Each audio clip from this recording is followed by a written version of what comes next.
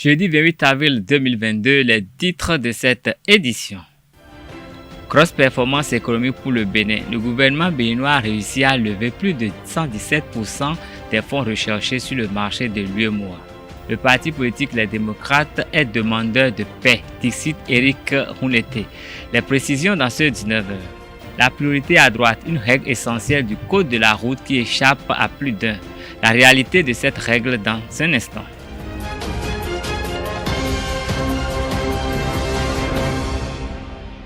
Mesdames et messieurs, bonsoir et bienvenue dans cette édition.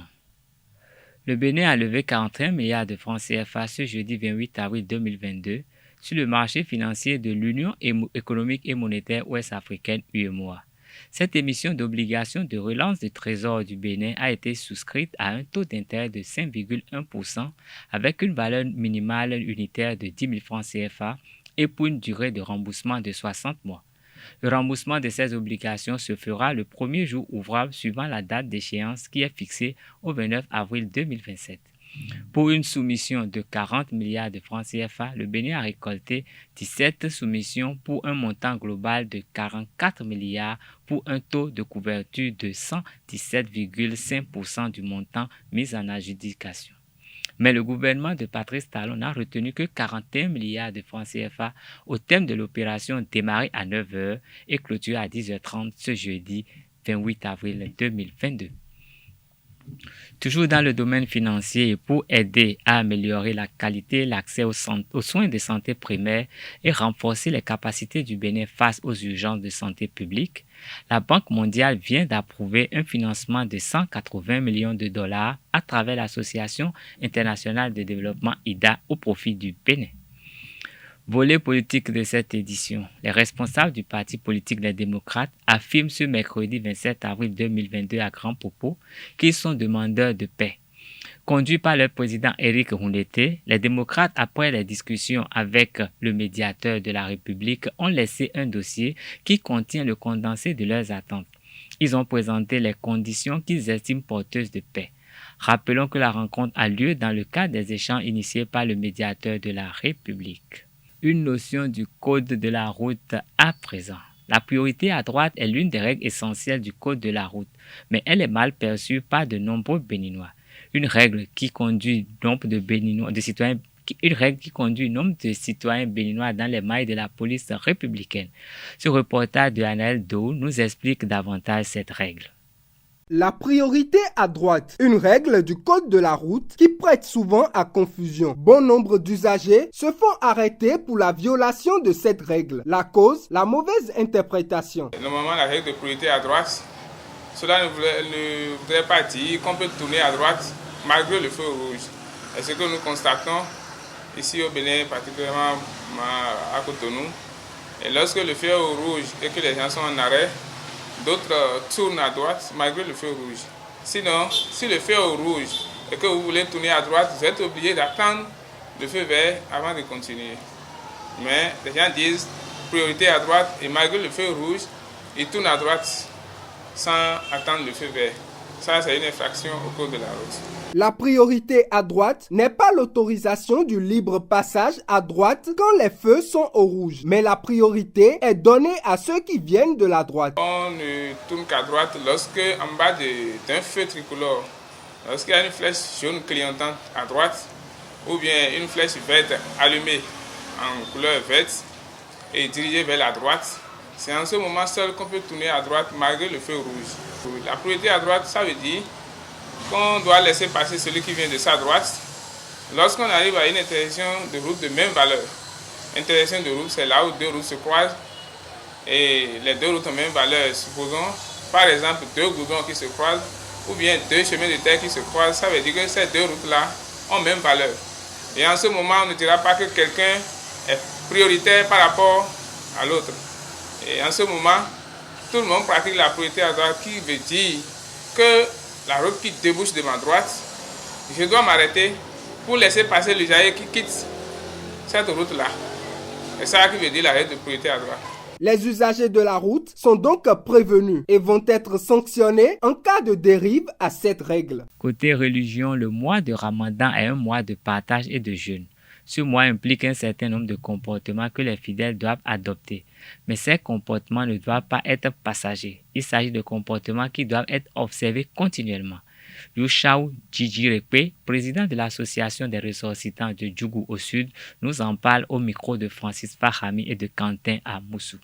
Le mois béni de Ramadan vient corriger les habitudes.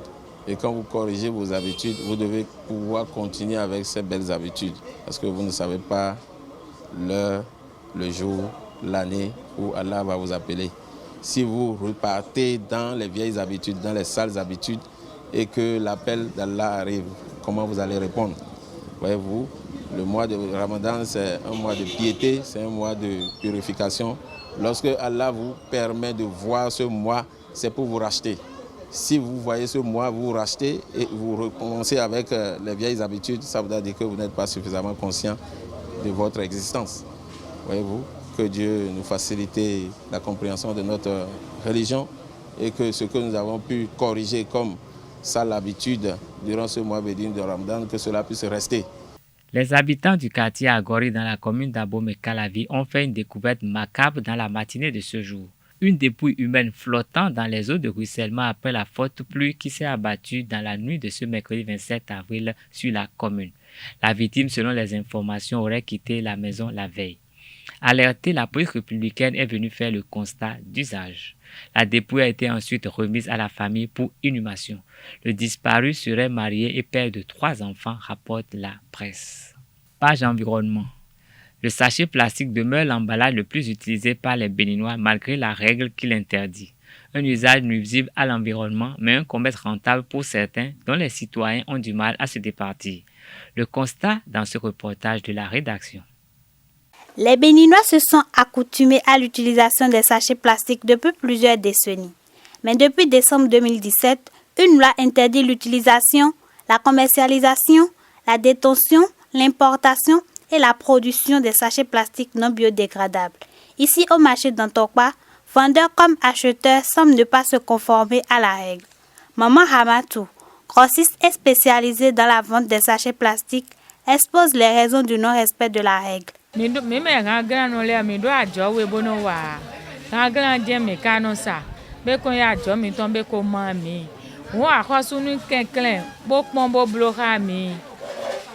Bon, menino mo, dena degrada, bo be mana varinu tovile de soa. Be mana varinu tovile a. Yena banu mi. Mi ma ve bakpo. Problème mo endo je minima bakpo. Ne menino mo bon société les bisese. Bena imou eche. Honora Agbotome, président de l'ONG Béatitude et spécialisé dans le domaine, explique les raisons qui poussent les utilisateurs de ces sachets à cette pratique. Parce que vous prenez les sachets bio non dégradables, 5 francs, il y en a jusqu'à 5 francs, jusqu'à 10 francs, ce que vous ne pouvez pas retrouver au niveau des sachets biodégradables. Le grand nombre de Béninois que nous constituons aujourd'hui font fi à cette histoire de sachets biodégradables, mais pour eux, avoir le coût, ils préfèrent s'approvisionner avec ces sachets bio non dégradables. Bon nombre de Béninois méconnaissent ces tests. Et il faudrait qu'on fasse la vulgarisation surtout de tests et pour que les gens comprennent. Le désir du respect de certains est contrarié par le prix, selon Manfredi, des sachets biodégradables qui sont indiqués. 80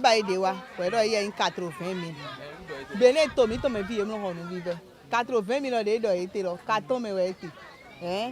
Amo 80 millions de dollars étaient là. 2010 ça il me fait 16 000, 17 000, ouais 80 millions. Tomito magado quoi mon cotonné. À comprendre. Donc on dit ne aho yena bo mi bona ba na yido ye jamba ibo ene lo jen mi na zan. Yena tek mo aye he lo le tahime. Bona ba ido kwe he lo le ji. Bon mina moten lo ho. Amo 80 000 ndende ni o su pogba ou bene mando kwe mo. Bona ho nu mo. Honora Agbotome expose les conséquences de l'utilisation des sachets plastiques non biodégradables et les mesures à prendre pour se procurer les sachets biodégradables. Les conséquences que ça crée d'abord, c'est énorme par rapport à notre environnement, par rapport à notre être humain, en tant que personne que nous sommes, par rapport également à nos fleuves, à nos cours d'eau et à nos produits halieutiques que nous consommons. Ça crée d'énormes problèmes. Parce que ces sachets biodégradables sont des sachets qui ont une durée de vie au moins de 450 ans. Au moins. Et dites-vous que quand on prend le sachet biodégradable qui doit durer 450 ans, c'est-à-dire, c'est ça qui fait que la plupart du temps, la question d'inondation que nous constatons au sein de nos vies, c'est dû à ces sachets bio non dégradables.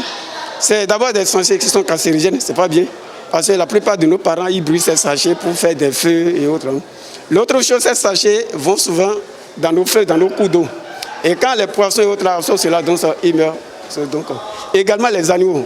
Et tout dernièrement, je crois que les parents qui avaient organisé une cérémonie au village sont partis où les parents, les boules d'acassa s'étaient emballées dans ces sachets biodégradables.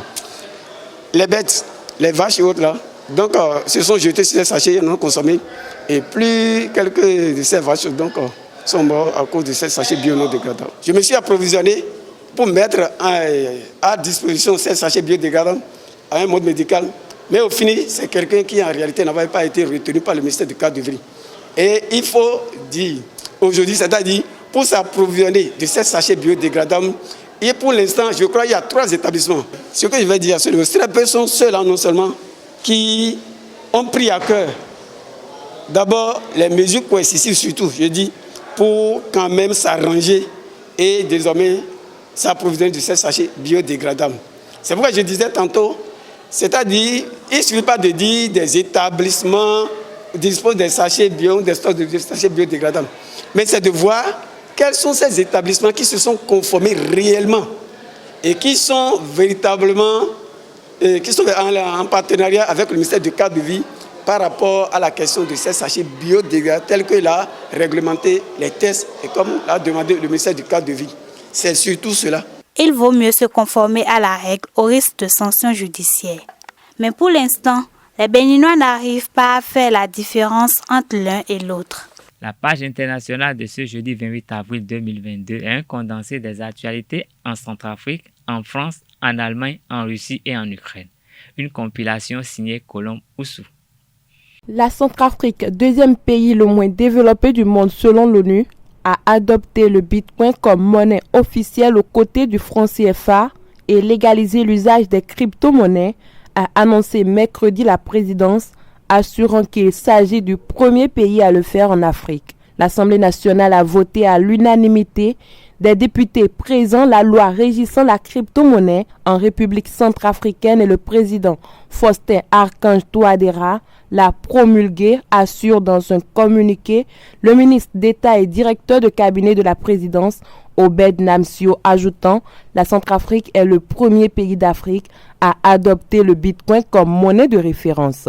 L'inflation en Allemagne s'est hissée à 7,4% sur un an en avril, un record poussé par la flambée des prix de l'énergie exacerbée par la guerre en Ukraine qui accroît également les tensions sur les chaînes d'approvisionnement selon des chiffres provisoires publiés ce jeudi. L'indicateur gagne 0,1 point par rapport au mois de mars qui avait déjà marqué le plus haut depuis la réunification de l'Allemagne en 1990, selon l'Institut de statistique des Statis. Sur un mois, la hausse des prix atteint 0,8%. En France, Bernard Pont, figure de la droite et député pendant plusieurs mandats, est décédé à l'âge de 95 ans, a annoncé sa famille ce mercredi 27 avril. Né en 1926 à Béziers dans l'Hérault, ce fidèle de Jacques Chirac avait été plusieurs fois secrétaire d'État et ministre, notamment des Dom-Tom, puis des Transports. Après sa rencontre avec Vladimir Poutine à Moscou, le secrétaire général de l'ONU est sur le terrain en Ukraine ce jeudi 28 avril.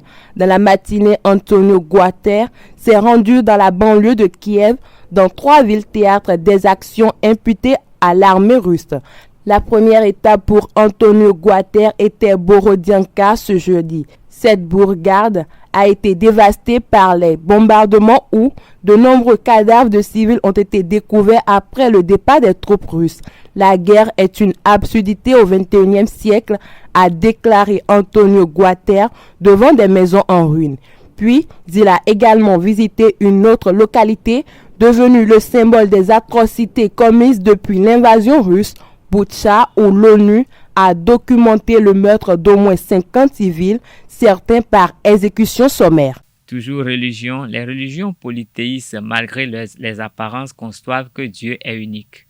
Pour les cultes endogènes du Bénin, il n'y a qu'un seul Dieu dont la nature est inconnue. Les divinités telles que Ogu, Sakwata, Dan et Tohosu, érigées ne sont rien d'autre que des ramifications du vrai Dieu, affirme le professeur David Kofi Aza dans l'interview qu'il a accordée à Jacques Maouillon d'Almenda. C'est une déformation, une désinformation et une malcompréhension des cultes endogènes du Bénin. Pas seulement du Bénin, mais même de l'Afrique. Les cultes endogènes considèrent un seul Dieu, mais qui n'a pas une forme anthropomorphique que le prêtre des religions monothéistes ou dites monothéistes. Ce n'est pas un vieux barbu dans un robe blanc assis quelque part qui distribue les récompenses et les sentences compte tenu de son saut d'humeur, non. Mais nous concevons dans notre tradition qu'il y a une source originelle d'où provient tout. C'est-à-dire que il y a une source première, une énergie première qui est à la base de la création du macrocosme et du microcosme. Et que cette source première est également la base de la création de la terre, est la base de la création de l'eau, de la création du feu, de la création de l'air. Et que cette source qui a engendré ces éléments-là ne peut pas ne pas véhiculer une partie, ne pas transmettre une partie de son énergie. Ce qui fait que pour entrer en contact avec l'être suprême, on passe par ces canaux. C'est-à-dire que la religion vaudou conçoit qu'il y a un être suprême. Son nom, nous on s'en fout. Quel soit le nom qu'on lui donne. Mais nous estimons qu'il y a quelqu'un qui prédestine à la destinée, excusez le pléonasme, il y a quelqu'un qui prédestine à la destinée de tout le monde et de toute l'humanité. Et ce quelqu'un-là n'a pas de forme et n'a pas de sexe. Donc, on connaît ça, mais on sait qu'il a créé des éléments qui véhiculent une partie de ces énergies que nous respectons. Donc nous croyons en un seul Dieu, mais avec des ramifications que nous respectons. Les divinités sont des ramifications. Nous, on n'a jamais mis le Sakwata, ou le Legba, ou le Lissa, ou le Torosu à la place de Dieu. Mais nous concevons Dieu, pas avec un nom, parce qu'on ne peut pas lui attribuer un nom. Mais on lui a attribué une conception, c'est-à-dire des manrou, l'être dont rien ne surpasse. Mais quel que soit son nom, on ne connaît pas. On peut pas. Puisqu'on ne connaît pas la personne, comment on peut l'identifier avec un nom? C'est pour ça qu'on lui dit l'être dont rien ne surpasse, c'est-à-dire manrou. D'abord, dans sa première dimension, qui veut dire que rien ne le surpasse, Nérou gain. La deuxième dimension, rien ne peut tuer. L'être dont rien ne peut tuer. Ndesi Ouya, Ndé Manrou. Deuxième dimension. La troisième dimension est Maou. C'est-à-dire qu'il s'est fait chair. Il a donné une partie de lui-même. Donc, il a reproduit. Il a créé par émanation. C'est les trois dimensions de Dieu que nous concevons. Donc, on n'a jamais attribué un nom, mais on sait qu'il y a un être qui est au-dessus de tout. Mais quand on vient même au nom de Dieu là, Dieu c'est un sigle. Ça veut dire dispensateur intrinsèque de l'énergie universelle. Dieu, c'est un sigle. Donc c'est juste pour exprimer qu'il y a quelque chose qui dispense l'énergie universelle, qui incarne l'énergie universelle. Donc Dieu n'a pas un nom et il n'a pas une forme physique. On ne va pas dire qu'il est féminin ou qu'il est masculin. Voilà la conception que la tradition, les cultes endogènes ont de Dieu. Ils ne le conçoivent pas comme un vieux barbu quelque part, non. Mais le conçoivent comme une énergie qui est la source de toutes les énergies. C'est ce que nous concevons. Ainsi s'achève cette édition. Merci de nous rester fidèles. À demain pour un autre rendez-vous avec les informations sur Esaïe TV. Bonne fête de Ramadan à chacun et à tous. Bonsoir.